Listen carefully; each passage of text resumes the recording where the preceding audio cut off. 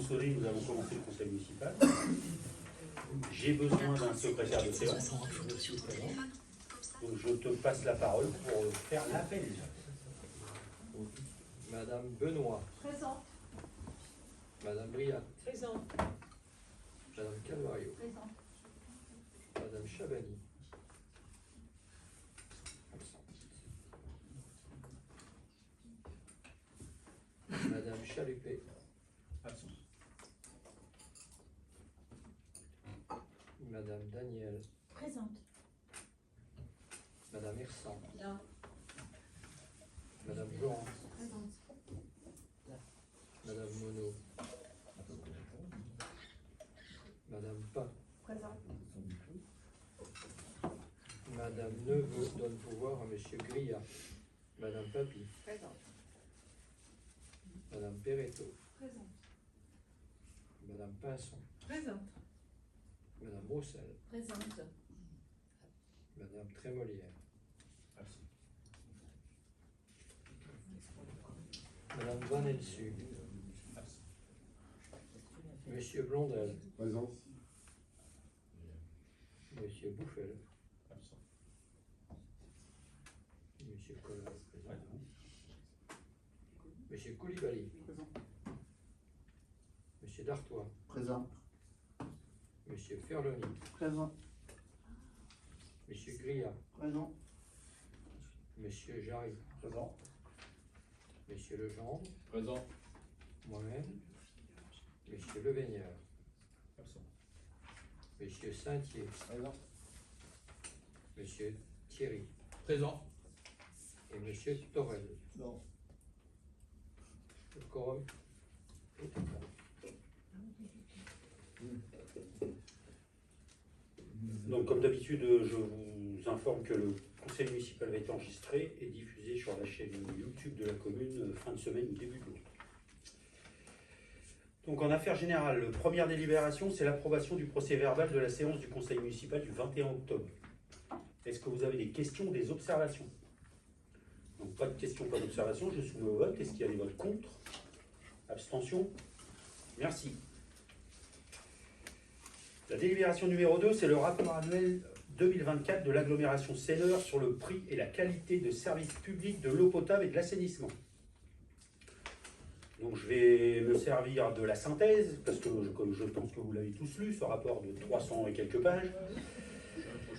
Donc le cycle de l'eau géré par l'agglomération concerne la production et la distribution d'eau potable, la protection de la ressource, la collecte et le traitement des eaux usées, le contrôle des assainissements non collectifs, la gestion des eaux pluviales et ruissellements, l'entretien et la restauration des rivières et des milieux naturels, et la gestion des milieux aquatiques et prévention des inondations.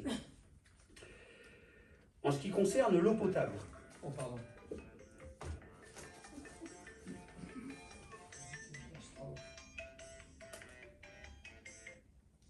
Désolé.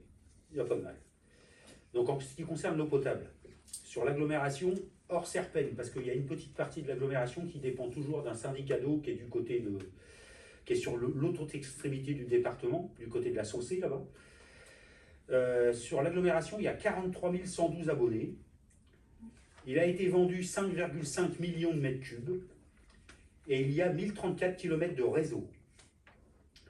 Le taux de conformité est de 100% sur l'ensemble du secteur et c'est confirmé par l'ARS. Le rendement du réseau est de 76,8%. Ce qui veut dire que sur chaque kilomètre de réseau par jour, nous perdons 4,55 mètres cubes d'eau qui retournent dans le sous-sol. Il y a 16 forages de ressources d'eau potable. Le mode de gestion est en affermage puisque c'est Veolia qui gère toute l'eau potable de l'agglomération. Et le prix du mètre cube d'eau est de 2,02 € TTC par mètre cube. C'est l'eau potable sans assainissement, pour les gens qui sont en assainissement non collectif. Pour l'assainissement non collectif, il y a 10 255 installations. Il y a eu 244 diagnostics de faits en 2024 lorsque des propriétés étaient vendues. Le taux de conformité de ces contrôles était de 25%. Et sur cette partie-là, le mode de gestion est en régie, c'est géré par des agents de l'agglomération. Et le prix des contrôles lors d'une vente est de 100 euros. Pour ceux qui sont en assainissement collectif, le nombre d'abonnés est de 35 444. Le volume traité est de 3,9 millions de mètres cubes. Il y a 14 systèmes d'assainissement sur l'agglomération. Il y a 239 postes de relèvement, hein, c'est-à-dire pour permettre à tous ces écoulements d'aller vers les stations de traitement. Il y a 11 bassins d'orage, puisqu'il y a la compétence eau pluviale. Et il y a 951 km de réseau d'eau usée. La destination des déchets, des bouts de stations d'épuration et de nettoiement de ces eaux usées, tout est recyclé par l'intermédiaire de l'agriculture. Ce mode de gestion des stations d'épuration est en régie. Et le prix de l'eau assainie sur l'agglomération est de 4,52 € TTC par mètre cube. Voilà ce que je pouvais vous dire sur le rapport annuel sur la qualité de l'eau 2024. Est-ce qu'il y a des questions? Pas de questions, donc je soumets au vote. Est-ce qu'il y a des votes contre? Des abstentions? Unanimité? Merci. Le point numéro 3, c'est le rapport d'activité annuelle 2024 de l'agglomération Seineur, et je passe la parole à Monsieur Lejeune. Merci. Donc c'est la série des rapports, puisque je vais vous en présenter deux. Le premier, comme vient de le préciser M. Collat, le rapport d'activité annuelle de l'agglomération Seine-Eure. Le Code général des collectivités territoriales stipule que le président de l'établissement public de coopération intercommunale adresse chaque année, avant le 30 septembre, au maire de chaque commune membre un rapport retraçant l'activité de l'établissement accompagné du compte administratif arrêté par l'organe délibérant de l'établissement. Ce rapport fait l'objet d'une communication par le maire au conseil municipal en séance publique, au cours de laquelle les représentants de la commune à l'organe délibérant de l'établissement public de coopération intercommunale sont entendus. Donc chacun a pu prendre connaissance de ce rapport d'activité de l'agglomération Seine-Eure. C'est un document qui n'est pas trop volumineux, mais que j'ai trouvé très intéressant, très bien illustré, qui donne beaucoup d'indicateurs, beaucoup de chiffres. Simplement, moi, je vais me cantonner en vous en résumant quelques-uns. Donc, selon les items qui sont présentés, je vais vous les décliner. Le document présente donc le rapport d'activité 2024 de l'agglo Seine-Eure, mettant en avant les initiatives et réalisations en matière de développement économique, d'aménagement du territoire et de qualité de vie pour les habitants. Un territoire en action pour un avenir durable. L'agglo Seine-Eure s'engage, alors c'était pour 2014, pas 2015, s'engage pour un développement durable et l'amélioration de la qualité de vie de ses habitants. Cela concerne l'aménagement du territoire tout en préservant les ressources, création de centaines d'emplois grâce à l'accompagnement d'entreprises, plus de 130 personnes éloignées de l'emploi ont retrouvé du travail, et une particularité, inauguration de projets culturels historiques comme la réhabilitation du château de Gaillon. Concernant le développement économique et le soutien aux entreprises, l'agglo soutient l'implantation et le développement des entreprises pour favoriser l'emploi. Mise en place de l'observatoire Citydesk pour le suivi du commerce. 7 265 € alloués pour soutenir 7 unions commerciales et artisanales. 20 sociétés se sont implantées et 12 entreprises se sont agrandies sur le territoire. 300 nouveaux emplois créés grâce à l'accompagnement des entreprises. Sur projets urbains et urbanisme, l'agglo travaille sur la planification urbaine pour améliorer les espaces publics. 4 350 demandes d'urbanisme instruites. Coût provisionnel des travaux pour le centre-bourg du Val d'Azay, 4,7 millions d'euros. 580 000 € d'aides versées pour la rénovation des domiciles des particuliers. Concernant l'habitat et logement, l'agglo accompagne les projets de logement pour améliorer l'accès à l'habitat. 193 000 € d'aides versées pour l'accession à la propriété. 180 ménages aidés pour des travaux de rénovation énergétique. 300 192 versés aux bailleurs pour améliorer leur parc de logements sociaux. Concernant mobilité et voirie, l'agglo met en place des infrastructures pour faciliter les déplacements. Lancement du plan de mobilité pour les 10-15 prochaines années. 23 000 mètres de voirie entretenue dans 22 communes et 2,9 millions de travaux neufs de voirie réalisés. Concernant l'item propriété urbaine et gestion des déchets, l'agglo gère la collecte et le traitement des déchets avec des pratiques respectueuses de l'environnement, 107 colonnes de tri installées pour améliorer le recyclage, nouveaux règlements pour lutter contre les dépôts sauvages avec des tarifs forfaitaires.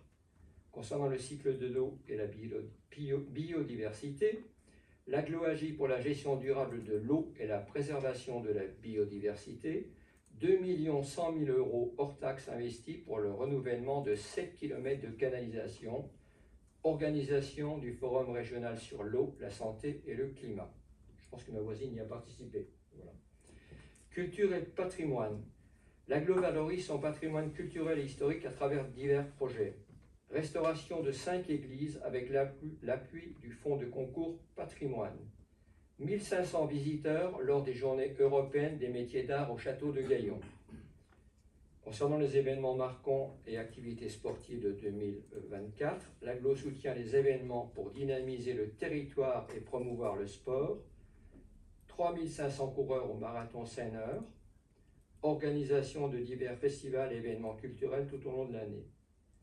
Concernant les finances et ressources humaines, l'agglo gère un budget conséquent pour assurer ses missions et services, 117 millions hors taxes de fonctionnement, 50 millions hors taxes d'investissement, 572 agents au service de l'agglo avec une majorité de femmes. Voilà quelques éléments du rapport annuel d'activité de l'agglomération. Je ne vais pas faire une liste exhaustive de l'ensemble des items qui sont présentés, mais ça semble intéressant de s'y référer. C'est important de savoir dans quel monde nous vivons et ce qui a été réalisé. Y a-t-il des questions concernant ce rapport annuel d'activité de l'agglomération Seine-Heure? S'il n'y a pas de questions, on passe à l'approbation. Y a-t-il des oppositions? Des abstentions? Merci de cette unanimité. Je garde la main pour le rapport suivant, Philippe. Et je vais vous présenter également le bilan d'application du plan local d'urbanisme intercommunal valant schéma de cohérence territoriale. C'est un peu plus lourd à exploiter. Le plan local d'urbanisme intercommunal Valence schéma de cohérence territoriale, PLUI Valence-Côte, a été approuvé le 19 décembre 2019 et qu'il convient de procéder à une analyse des résultats d'application du document d'urbanisme avant l'expiration d'un délai de 6 ans à compter de sa date d'approbation. Les résultats de cette analyse donnent lieu à une délibération du Conseil communautaire après consultation des communes portant sur la validation du bilan présenté et sur l'opportunité de réviser ou non le PLUI Valence-Côte. L'agglomération Seine-Heure a procédé à la réalisation d'un bilan de l'application du document sur la base d'indicateurs quantitatifs et qualitatifs relatifs à la consommation foncière et la densification, la qualité urbaine, architecturale et paysagère, la protection de l'environnement, du patrimoine et des ressources, la production de logements et la mixité sociale, la mobilité et les déplacements, le développement économique et touristique. Le bilan annexé à cette délibération met en avant les résultats en adéquation avec les orientations et objectifs formulés par le PADD, permettant de justifier le maintien du PLUI Valence-Côte en vigueur sans engagement d'une procédure de révision à ce stade. La consommation foncière a fortement diminué par rapport à la période antérieure, traduisant une meilleure maîtrise de l'étalement urbain et une dynamique de densification accrue. La production de logements demeure soutenue, permettant de répondre aux besoins d'accueil tout en favorisant la mixité sociale. La préservation de l'environnement et des paysages est assurée par le maintien des zones naturelles et agricoles, la prise en compte de la trame verte, bleue et noire. La qualité architecturale et paysagère est renforcée grâce à l'évolution du règlement. La mobilité durable est encouragée par l'amélioration de l'offre de transport collectif et le développement des mobilités douces et partagées. Au regard de ces éléments et du bilan annexé à la présente délibération, il est proposé aux membres du conseil municipal d'émettre un avis favorable assorti avec réserve, ou un avis défavorable sur le bilan des 6 ans et le maintien en vigueur du PLUI Valence-Côte. Donc le bilan était joint à cet ordre du jour. Alors le bilan est également très intéressant. Que puis-je dire? Le bilan, vous l'avez tous exploité ou lu ou partiellement lu. Effectivement, il est un peu plus ardu. Vous avez vu quelle méthodologie était utilisée pour ce bilan. On a précisé quelles étaient, alors je me permets de faire une lecture, on a précisé les 15 orientations stratégiques du PLUI Valence-Côte pour l'avenir du territoire selon 3 axes. L'axe 1 était dynamiser l'activité économique. L'axe 2, valoriser un cadre de vie remarquable et développer un tourisme tourné vers la nature et le patrimoine. Et l'axe 3, maîtriser la dynamique démographique du territoire. Ensuite étaient utilisés, vous l'avez noté, des tableaux d'analyse que j'ai trouvé plutôt intéressants. Il y avait 5 colonnes dans ces tableaux. On avait par thématique, il y avait 7 thématiques et 15 objectifs du PADD. L'objectif poursuivi dans la 3e colonne du PLUI Valence-Côte et les indicateurs. Et l'exploitation de ce tableau permettait de donner les informations que je voulais donner et quelques chiffres que je vais vous restituer, qu'on retrouve suite à cette analyse. Alors, je ne vais pas tous vous les donner, ce serait très très long dans ce cas-là. Donc le PLUI Valence-Côte de l'agglomération Seine-Nord 2019-2025 met en lumière les avancées réalisées dans plusieurs domaines clés, concernant l'urbanisme et la consommation foncière. Je l'ai déjà dit, mais là je donne des chiffres. Une réduction significative de l'artificialisation des sols, moins 68,8% par rapport à 2006-2016, grâce à la densification urbaine et au renouvellement des friches. La consommation foncière moyenne est passée à 5,9 hectares par an, en cohérence avec les objectifs de sobriété foncière. Concernant l'habitat et la mixité sociale, une production moyenne de 115 logements par an, avec une diversification progressive des formes d'habitat, 62% d'habitat individuel, 36% en collectif, 14% d'habitats sociaux. La répartition géographique des logements favorise les pôles urbains et d'équilibre, tout en limitant le développement dans les villages. Concernant la mobilité, développement des transports collectifs, plus 7,16% de fréquentation en 2024 du transport à la demande. Je reprends cette phrase. C'est développement des transports collectifs, 7,6% de plus de fréquentation. Le transport à la demande, c'est 16% d'usagers en plus en 2025. Le covoiturage, 38% entre 2023 et 2025. Et mobilité douce, 74 km de pistes cyclables en 2025. Concernant l'environnement et les paysages, protection renforcée des espaces naturels, agricoles et forestiers, 85,4% du territoire préservé, des zones humides, 1091 hectares, et des éléments patrimoniaux, 312 petits éléments protégés. La trame verte, bleue et noire est intégrée pour préserver la biodiversité. Concernant le développement économique et touristique, 80 hectares cédés pour des activités économiques avec un maillage structuré. Le tourisme est soutenu par la valorisation du patrimoine et des zones spécifiques. En valorisation du patrimoine, bien sûr, le château de Gaillon. Le PLUI Valence-Côte s'est révélé efficace pour concilier développement territorial, préservation des ressources naturelles et transition écologique. Il reste un outil pertinent, mais devra s'adapter aux objectifs nationaux de zéro artificialisation nette d'ici 2050. Voici quelques éléments chiffrés que je vous restitue. Je l'ai trouvé intéressant. Le seul reproche que je lui fais, c'est qu'il manque un sommaire concernant les acronymes. Il y a des acronymes en n'en plus finir dans ce rapport, à tel point que je ne les connais même pas tous. Et c'est dur à lire, parce que je suis obligé d'aller fouiller ce que sont les acronymes, mais il est très intéressant et très fourni. Oui. Comment? C'est 6 ans de travail. Oui, c'est 6 ans de travail qui sont restitués là. Donc il vous faut émettre un avis, comme je l'ai précisé. Je l'ai précisé favorable, défavorable. Non, j'ai dit quoi? Oui, favorable avec réserve ou défavorable. J'ai tout dit là. Qu'importe l'ordre.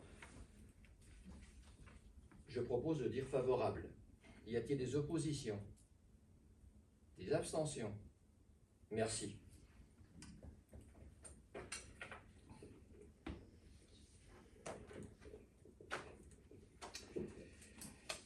Donc le point numéro 5, c'est l'adhésion au contrat d'assurance statutaire du centre de gestion de l'Eure.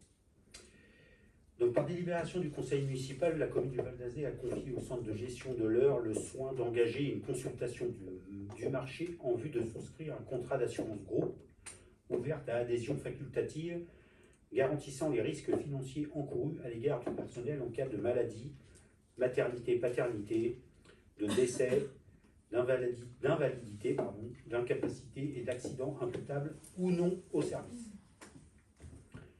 À l'issue de la procédure négociée à laquelle 2 candidats ont participé, le marché a été attribué par le conseil d'administration du centre départemental de gestion au courtier Reliance SPS, avec la compagnie d'assurance CNP Assurance, et ce, après analyse et avis de la commission d'appel d'offres qui a estimé que la proposition de ce groupement était la plus avantageuse dans le cadre mutualisé de ce contrat. Pour rappel, ce contrat prendra effet au 1er janvier 2026 pour une durée de 4 ans avec possibilité de résiliation annuelle moyennant un préavis de 6 mois.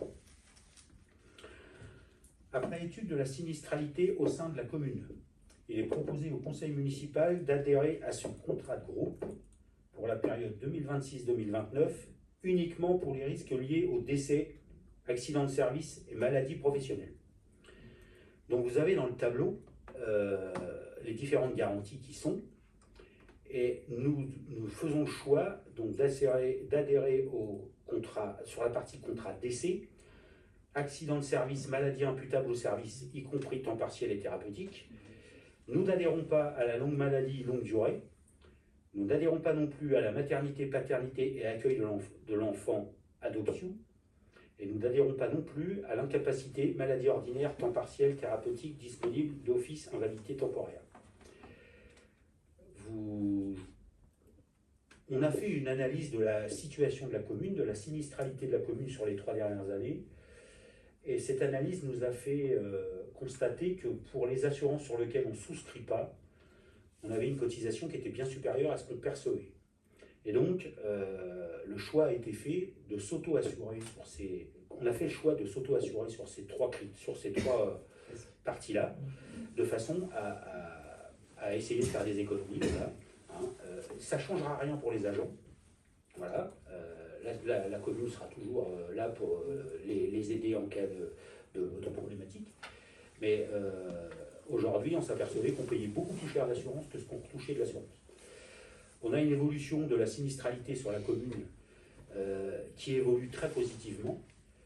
Le travail que l'on a fait auprès des agents au début du mandat sur les conditions de vie au travail dans la collectivité, on s'aperçoit que ça porte ses fruits, parce qu'aujourd'hui, on a de l'accidentologie qui est en forte diminution. Voilà, donc on aurait pu dire quel intérêt d'aller au contrat de groupe. L'intérêt, c'est que sur du long terme, c'est intéressant, et sachant que les choses peuvent évoluer. Donc voilà le choix qui nous a été fait, et voilà le choix que je vous propose d'adopter ce soir.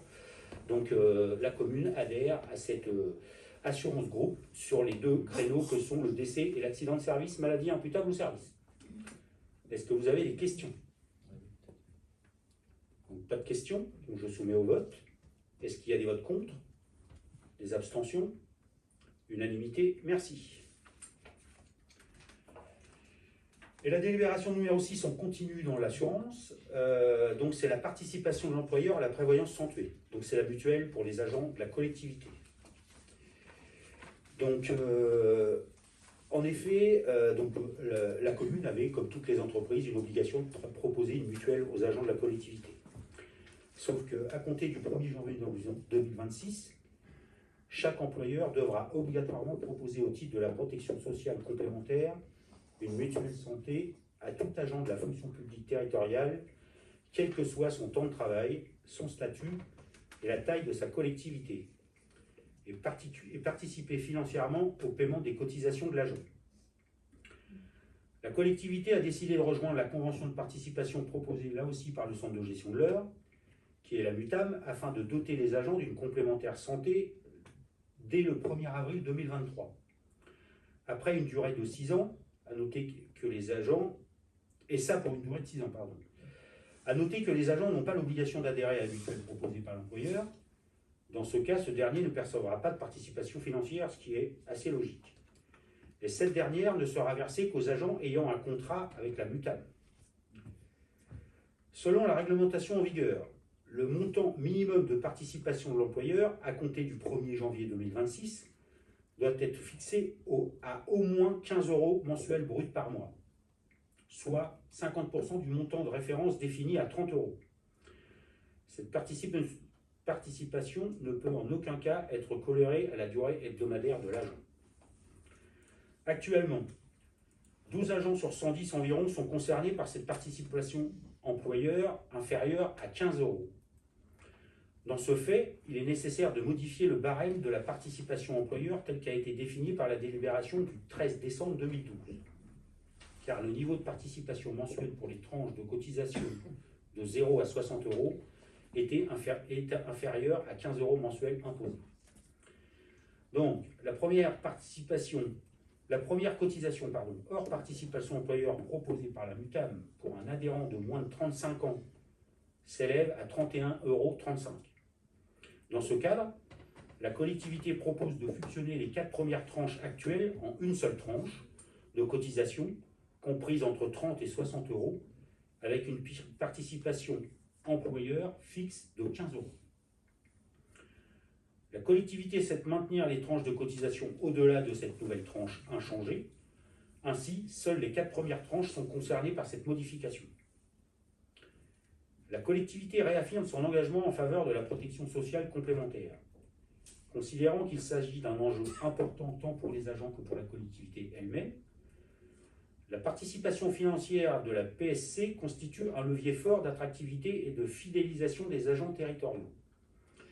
Elle permet également pour les agents une amélioration concrète de leur pouvoir d'achat dans un contexte économique où la maîtrise des dépenses santé est un enjeu majeur. Donc vous avez dans le tableau suivant, le tableau après l'obligation d'avoir une cotisation minimum de 15 €.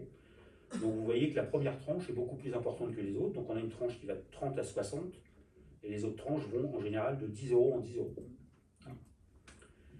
Donc voilà, la première tranche est de 15 € et puis après, en fonction des options que l'on prend sur la mutuelle, on a une participation qui évolue jusqu'à, pour la tranche 251 €, 260 € mensuels, à une participation de 63,75 €. Est-ce que vous avez des questions? Pas de questions, pas d'observations, donc je soumets au vote. Est-ce qu'il y a des votes contre? Des abstentions? Unanimité, merci. La délibération numéro 7, c'est la mise en place du télétravail ponctuel. Donc à ce jour, la commune et le CCAS de la commune n'ont pas délibéré sur la mise en place du télétravail.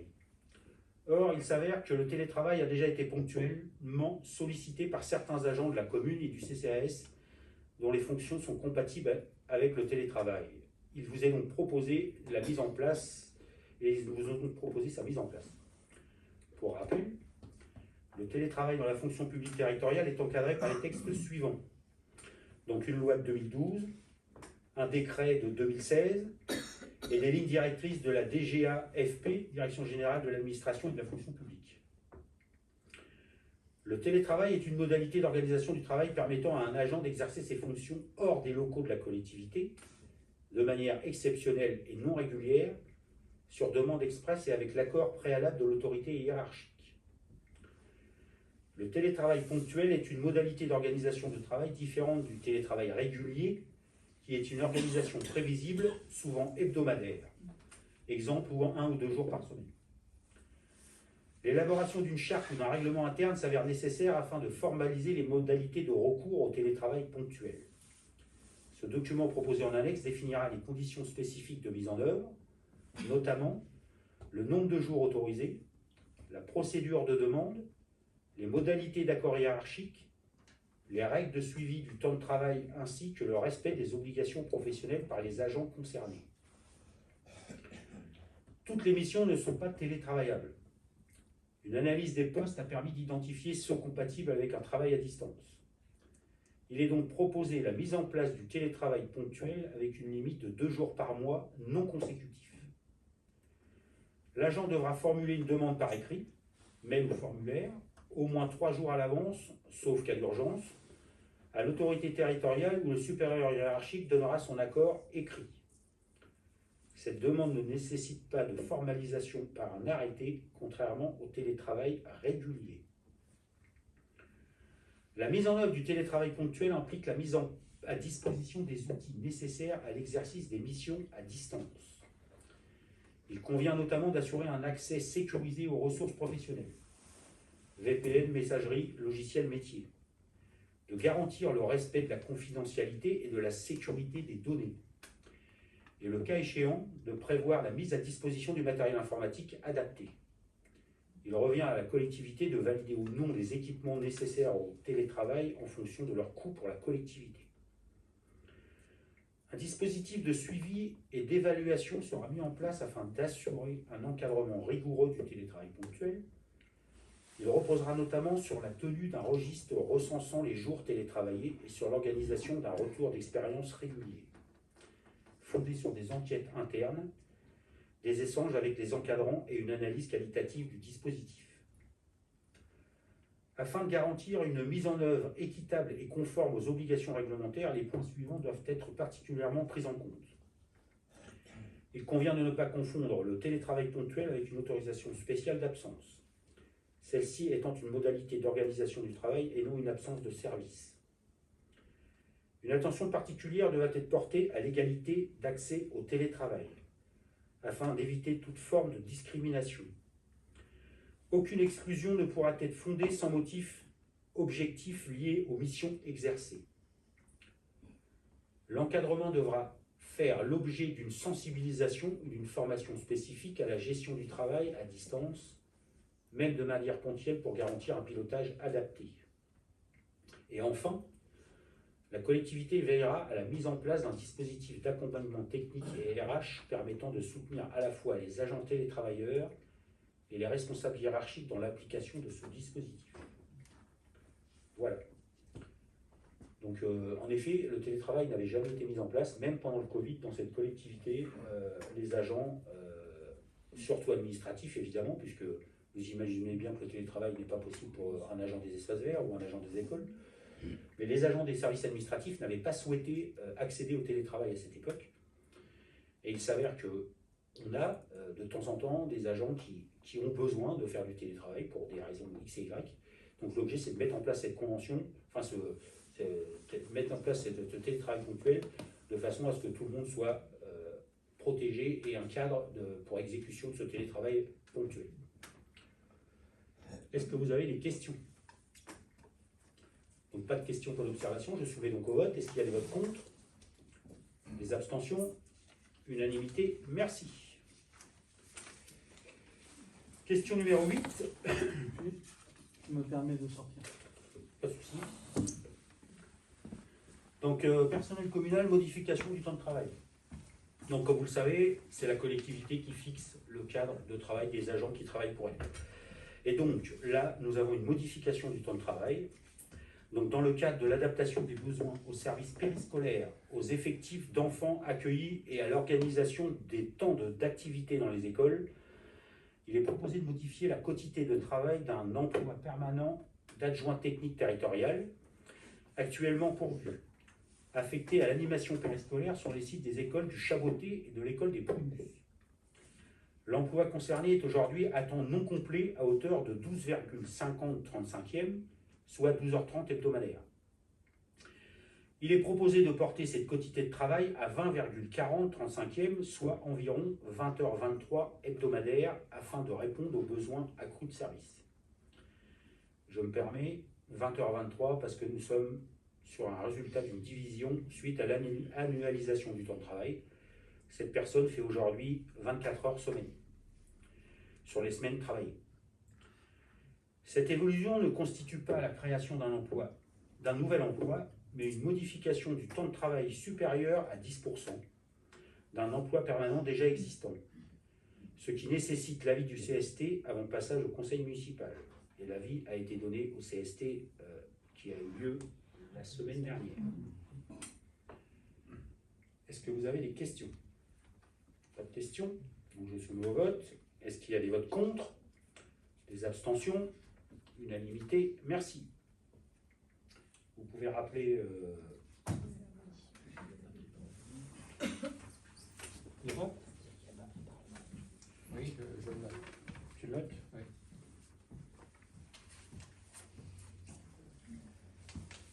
Et pour la délibération numéro 9, fusion de deux écoles du Petit Charlemagne et du Grand Charlemagne, je passe la parole à Madame Benoît. Parmi ses compétences, la ville a la charge de la construction, de l'entretien et du fonctionnement des écoles publiques. Elle décide ainsi de la création et de l'implantation des écoles sur son territoire. De son côté, l'Éducation nationale se doit d'appliquer ses programmes officiels d'enseignement dans les établissements scolaires en missionnant ses enseignants et en déployant l'organisation administrative qui les soutient. Dans ce cadre, la commune du Val d'Azé a été sollicitée par l'inspection de l'Éducation nationale au sujet de la fusion de l'école maternelle du Petit Charlemagne et de l'école élémentaire du Grand Charlemagne. L'inspection académique ayant donné son accord de principe à cette fusion par mail en date du 4 novembre 2025. La fusion des deux écoles se traduit par la fermeture administrative de ces deux écoles et par l'ouverture d'une nouvelle structure administrative avec son propre numéro d'immatriculation. Ce projet apportera une continuité pédagogique depuis la toute petite section jusqu'au CM2, ainsi qu'une simplification administrative avec une seule direction et donc un seul interlocuteur. Le groupe scolaire sera composé d'une école maternelle de 4 classes et d'une école élémentaire de 5 classes, avec un effectif en place pour l'année 2025-2026 de 200 élèves environ.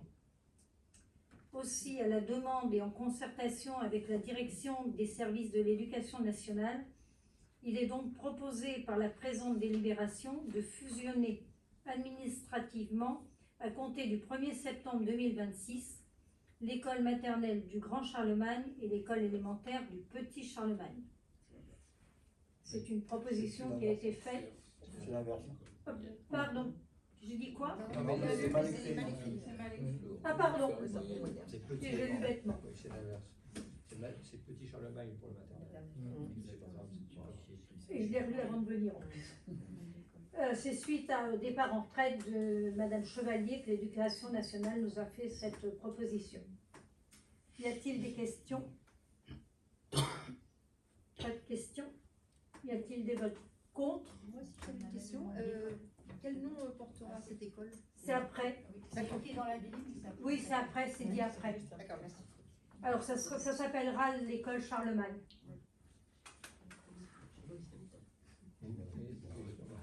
Ah oui, j'ai pas vu. Donc, je repose la question. Est-ce qu'il y a des votes contre? Des abstentions? Merci. Et donc, on précise que la fusion administrative de l'école maternelle du Petit Charlemagne et de l'école du Grand Charlemagne en une seule école primaire à compter du 1er septembre 2026 et elle s'appellera l'école Charlemagne.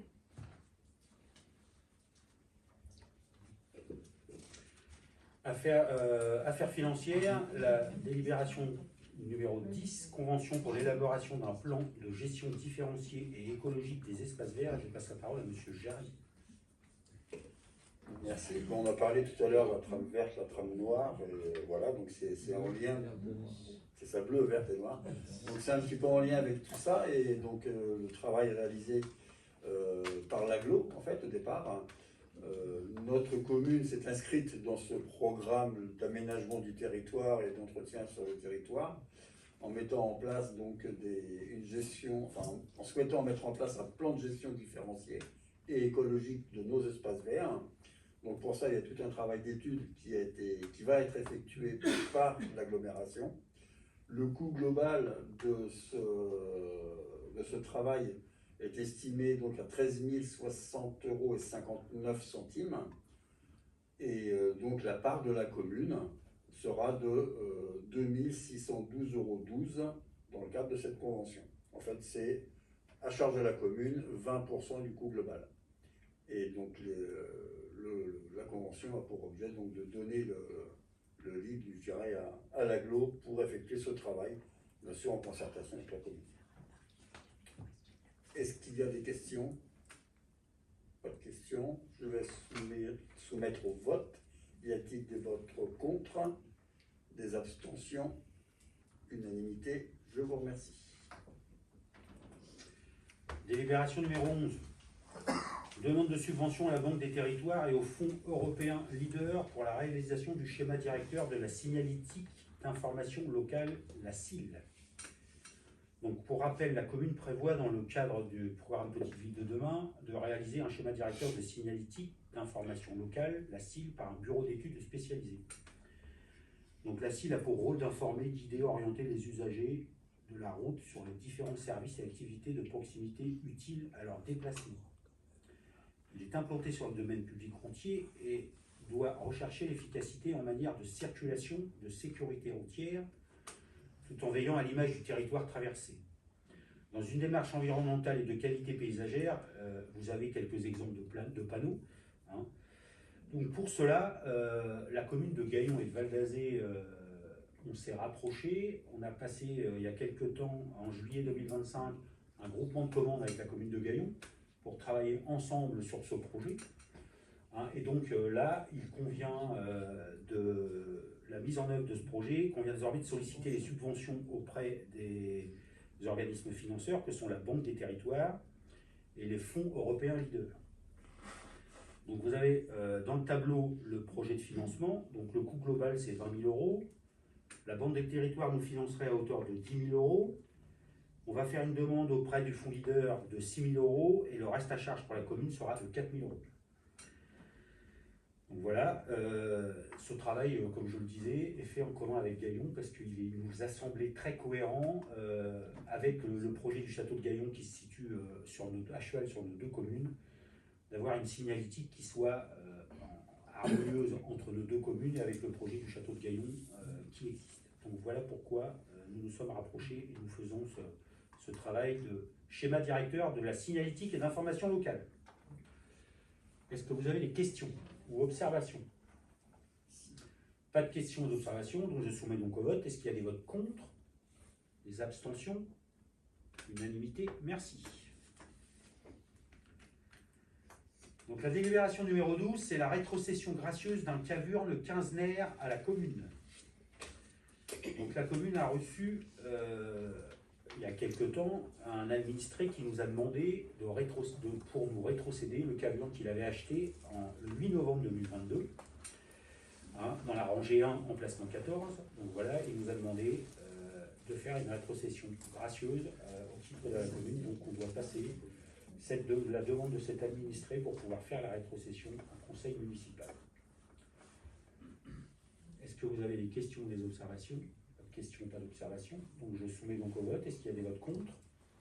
Des abstentions? Unanimité? Merci. Et la délibération suivante, c'est pas la même chose, mais presque. Donc c'est le remboursement partiel d'une concession trentenaire. Donc là c'est pareil, un administré qui avait acheté en 2009 une concession trentenaire est venu nous voir pour un montant de 67 €. Est venu nous voir pour redonner cette concession à la commune puisqu'il ne souhaite plus être enterré chez nous. Donc, et il nous demande, lui, le remboursement de la quote-part qui lui reste, puisqu'il a été propriétaire de cette concession pendant 15 ans, donc il lui reste une quinzaine d'années à ne plus être propriétaire du coup. Donc il nous demande le remboursement de 31,27 € sur le reste de cette concession. Donc voilà, je vous soumets ce remboursement au vote. Est-ce qu'il y a des questions ou des observations? Pas de questions, pas d'observations. Donc est-ce qu'il y a des votes contre? Des abstentions? Unanimité? Merci. Et la délibération numéro 14, c'est la participation de la commune à la fête Saint-Fiacre. Donc la commune de Val d'Azé, comme tous les ans, lors de la fête Saint-Fiacre, participe à l'achat de tickets de manège pour les enfants de nos écoles. Donc cette année, la participation était de 3 €. Donc voilà, nous devons délibérer pour pouvoir faire le remboursement de ce montant, pour faire le remboursement auprès des forains qui nous ont ramené ce qu'on leur devait. Donc il y a eu 150 tickets de manège qui ont été vendus. Donc voilà, je vous demande de délibérer sur cette proposition de participation de la commune à la fête Saint-Fiacre. Est-ce qu'il y a des questions? Pas de questions? Je soumets donc au vote. Est-ce qu'il y a des votes contre? Des abstentions? Unanimité? Merci. Et pour la délibération numéro 15, je passe la parole à Madame Papy. Et je demande aux 4 personnes qui participent aux délibérations du SIGA de bien vouloir me suivre. Monsieur Collat, Monsieur Lejeune, Monsieur Thierry et Monsieur Jarry. Merci.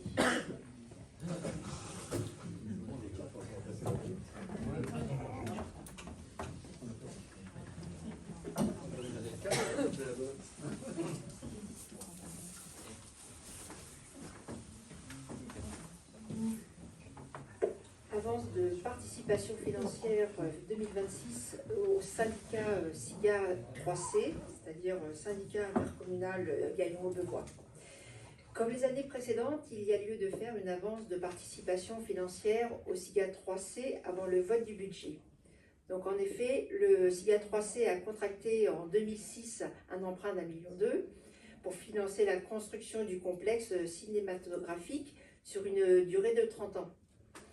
L'échéance annuelle de ce prêt est de 80 000 € environ et elle est prélevée tous les débuts de mois de mars chaque année. Une avance est donc nécessaire afin que le SIGA 3C dispose de la trésorerie suffisante pour pouvoir régler cette annuité qui sera prélevée au début du mois de mars 2026. Donc pour l'année 2026, le montant prévisionnel de la participation de la commune du Val d'Azé serait environ de 53 000, mais le montant définitif sera acté lors du vote du budget 2026. Donc, comme l'an passé, il est donc proposé d'attribuer une avance financière au SIGA 3C de 50%, soit un montant de 26 500 €, et ce afin de ne pas mettre en difficulté le SIGA 3C au niveau de sa trésorerie. Avez-vous des questions? Je n'en vois pas, donc nous allons passer au vote. Y a-t-il des abstentions? Des oppositions? Je vous remercie. On va rappeler ces messieurs. Merci beaucoup.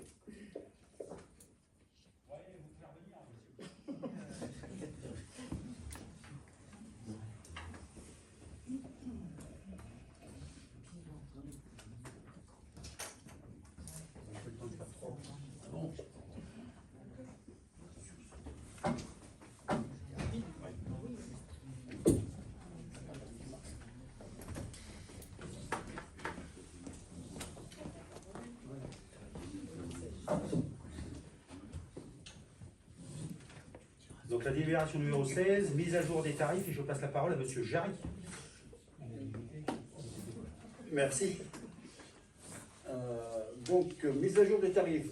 Effectivement, donc, vous savez qu'on a fait des travaux à l'ECMP avec une nouvelle salle. Ça a permis donc au service de proposer des packs, des packages lorsqu'on va louer la salle de l'ECMP, mais également lorsqu'on loue les salles Pierre Mondy et la salle du Préau.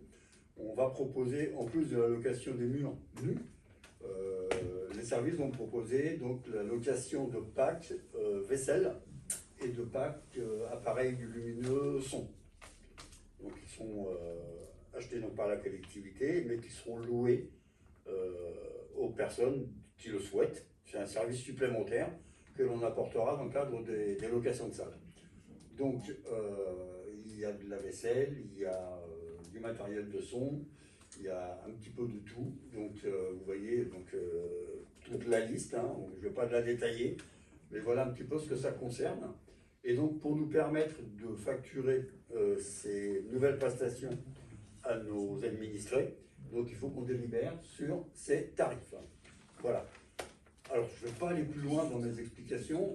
Est-ce que vous avez des questions ou sur lesquelles vous souhaitez que j'apporte des réponses? Vous voyez que, quant à nous, enfin, on ne va pas louer non plus une flûte. Hein. On va louer ça par pack pour avoir un tarif global. Alors, ça concerne bien l'espace culturel, mais aussi les salles annexes. Également sur l'espace culturel, plus précisément, on faisait des locations à la journée. Donc l'activité fait que, et c'est une demande que nos potentiels clients, on va les appeler comme ça, nous ont fait, il sera aussi possible de louer maintenant à la demi-journée. Donc là aussi, des nouveaux tarifs calculés en fonction de ce qui est nécessaire et des temps de location. Avec donc, tout ce qui va avec au niveau du personnel de sécurité ou pas, qui accompagne ces locations. Est-ce que j'ai été assez clair? Est-ce que vous avez compris le pourquoi? Alors bien sûr. Je me permets juste d'ajouter un élément. À la salle de Vieux-Villiers, il existait déjà un service de location de vaisselle. Évidemment qu'on n'est pas compétitif par rapport au prix qui était proposé par le comité des fêtes. C'est ce qu'on était Et ça permettra toujours, enfin, on n'empêchera pas le comité des fêtes de louer la vaisselle. Évidemment que non. Évidemment que non. Mais l'objet, c'était de délibérer pour pouvoir le mettre en place sur l'ensemble des salles. Et comme on faisait toutes les salles, bah, on a mis le prévoyé. Mais si jamais un jour vous n'avez pas assez de vaisselle, je sais qu'on est là pour couper. On entend. Donc, pas d'autres observations, pas de questions. Je passe au vote. Y a-t-il des votes contre? Des abstentions? Unanimité? Je vous remercie.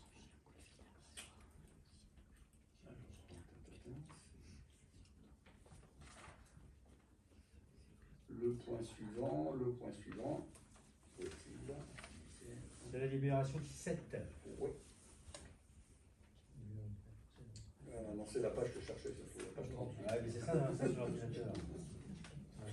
Feuille de papier, ça oui. Alors, donc, modification d'une autorisation de programme de crédit de paiement, ce qu'on appelle les APCP.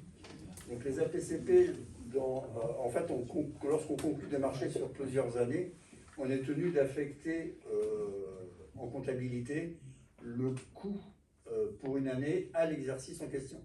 C'est ce qu'on appelle donc des ouvertures de crédit de paiement. Donc en ce qui concerne le marché de chauffage que nous avons avec la RAM, donc il y a différentes catégories dans le marché. Le P3 concerne notamment tout ce qui est renouvellement du matériel de chauffage. Et c'est ce P3 en fait qui a été revalorisé pour suivre le prix de l'inflation, ni plus ni moins. Le matériel coûte de plus en plus cher. Donc ce marché a été revalorisé globalement à 147 500 €. Donc ce qui nous fait à partir de 2025 une augmentation de crédit de paiement de 500 €, puis donc de 500 € chaque année jusqu'à la fin du marché qui est de 2029. Donc s'agissant d'autorisation de programme et de la PCP, donc il faut que le conseil municipal délibère sur cette autorisation de programme globale. Est-ce que vous avez des questions?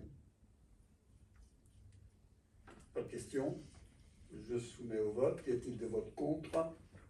Des abstentions? Unanimité? Je vous remercie. Ensuite, le point 18. Le point 18, en fait, c'est l'autorisation au maire d'engager, liquider et mandater des dépenses d'investissement avant le vote du budget primitif, du budget principal. Le vote du budget s'effectue toujours au mois d'avril. Il va de soi que la commune fonctionne quand même entre le mois de janvier, qui est le début de l'exercice, et le mois d'avril. Donc, pour se prémunir et pouvoir engager les éventuels frais et les demandes des services, donc on anticipe un petit peu sur la partie investissement. Donc, on anticipe les dépenses en fonction des besoins. Et vous avez toute une liste donc d'opérations d'investissement qui vont se réaliser avant le vote du budget primitif, donc en avril 2026, donc pour un total de 172 800 €. Il faut savoir qu'on est limité, enfin la réglementation et la DGFiP nous limitent dans le montant de cette avance, en fait, au quart de l'investissement réalisé l'année passée. Le quart de l'investissement réalisé l'année passée s'élève à 1 107 031 €. Donc vous voyez qu'avec nos 172 800 €, on est très largement en dessous de ce plafond. C'est ce qu'on appelle la délibération pour le quart de l'investissement, le quart de l'autorisation de l'année précédente. Alors je ne vous fais pas la liste, hein, il y en a pour tout le monde, hein, jusqu'à l'achat de la poubelle, parce que maintenant il faut être précis jusqu'à ce degré-là, on va dire. Hein. Est-ce qu'il y a des questions? Pas de questions, je soumets au vote. Y a-t-il des votes contre? Des abstentions? Unanimité? Je vous remercie. Et enfin, la dernière délibération qui concerne une décision modificative du budget principal pour l'exercice 2025. Et elle concerne essentiellement la section d'investissement de notre budget, avec donc une augmentation de cette section. Pourquoi une augmentation de la section? Parce que donc on a engagé des travaux, ou on va engager des travaux, mais le marché est pratiquement prêt à être lancé. En ce qui concerne donc la réhabilitation du bâtiment de la Poste et la création de logements au-dessus. Donc on a finalisé le budget. Donc on passe donc pour cette opération-là à des dépenses pour un montant global de 403 000 € d'un côté et pour la Poste et 333 000 pour les logements. Il y a également le P3 du marché de chauffage, donc les 500 € qui augmentent.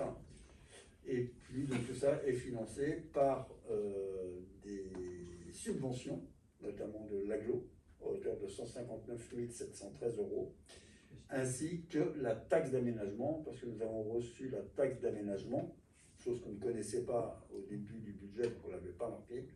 Donc on a reçu donc une taxe d'aménagement à hauteur de 190 000 €. Donc ces deux choses-là, ces deux recettes-là, nous permettent donc de lancer l'opération sur la réhabilitation thermique de la Poste. Est-ce qu'il y a des questions? Des observations? Pas de questions? Je passe au vote. Y a-t-il des votes contre? Des abstentions? Unanimité? Je vous remercie. Et pour finir ce conseil municipal, il y a retour sur les délégations du maire. Donc la première décision, la 50-2025, c'est de conclure un avenant avec la société Joly qui travaille sur l'extension de la salle des fêtes de Vieux-Villers, avec une augmentation de 3 284,90 € hors taxe, suite à une prestation supplémentaire sur la mise en place du plafond dans l'extension, et qui porte le montant des travaux de 52 160,38 € à 55 445,28 € hors taxe. La décision 51-2025, c'est pour vous informer des places exonérées qui ont été mises en place lors du spectacle de Fabrice Eboué le 13 novembre 2025. Donc il y avait 4 places pour les mécènes, 2 places pour le photographe, 4 places pour la production, 2 places pour l'agglomération Seineur et 2 places pour le conseil départemental. La décision 52-2025, c'est pour la même chose, c'est pour des places exonérées qui ont été mises en place lors du spectacle de l'hôtel du Pin-Sylvestre. Et là, il y avait 4 places pour la production. Et la décision 53-2025, c'est de céder un véhicule que la commune avait, un minibus, immatriculé BQ 458 GR, à Madame Portebois, Alexandra, domiciliée au domaine de la Chartreuse, pour un montant de 800 € et d'annuler la décision 40-2025 qui visait à céder ce véhicule au garage hors Répar Auto pour le même montant et de sortir ce véhicule évidemment de l'inventaire de la commune. Voilà, et la dernière décision, la 54-2025, c'est de fixer le tarif pour le spectacle de Chantal Latsou qui aura lieu le 20 septembre 2026 à 15 h avec les tarifs, plein tarif à 48 €, les tarifs réduits à 45 € et les tarifs adhérents à 41 €. Voilà les différentes décisions que j'avais à vous donner. Et j'ai une dernière information. Je rappelle à tout le monde le spectacle de Noël qui a lieu ce vendredi à 18h30, place de l'Agora, et qui sera suivi du verre de l'amitié avec les habitants de la commune qui participeront à ce spectacle. Et bien évidemment, en même temps, il y a un marché de Noël, un deuxième marché de Noël, qui est organisé par l'association 3 en piste. Ce marché de Noël aura lieu le vendredi, le samedi et le dimanche sur la place de l'Agora. Voilà. Si personne n'a d'informations supplémentaires à donner, je vais clôturer ce conseil municipal et vous souhaiter à toutes et à tous une excellente soirée.